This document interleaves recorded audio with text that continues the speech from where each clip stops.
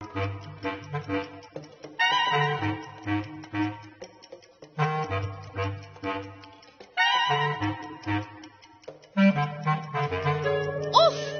تو ٹائم کبھی بھی نہیں گزرے گا. ابا کیا میں سارا کے ساتھ کھیلنے اس کے گھر جا سکتی ہوں؟ نہیں زینب، تم ابھی باہر نہیں جا سکتی.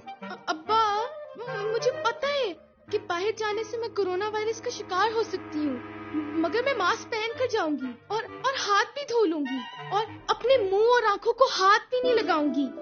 اب ٹھیک ہے؟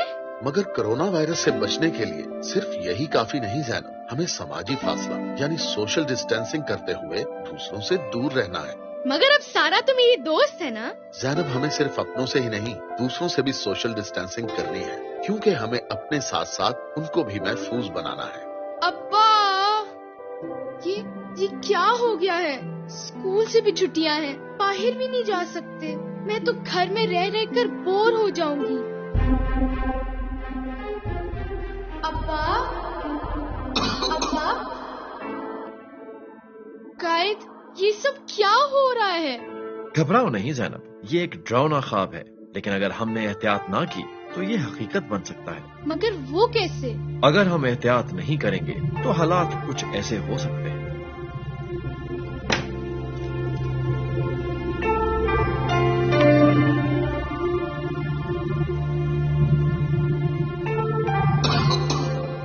اس وائرس کا مقابلہ کرنے کے لیے ہمیں کیا کرنا ہوگا؟ زینب، ہم سب کو ذمہ داری کا احساس کرتے ہوئے اپنا اپنا کردار ادا کرنا ہوگا.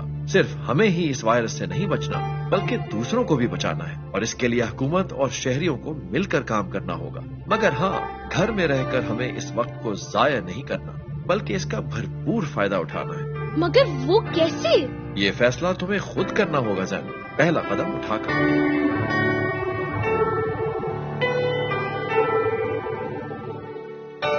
یار میں تو گھر میں بہت بور ہو گیا ہوں. کیوں بور ہو رہے ہو؟ تمہیں پتہ ہے کہ ہم اس فری ٹائم میں باہر نہیں جا سکتے، لیکن ہم گھر میں رہ کر بھی بہت کچھ سیکھ سکتے ہیں، ہے نا؟ لو جی، ایک اور نئی سائنس سنو.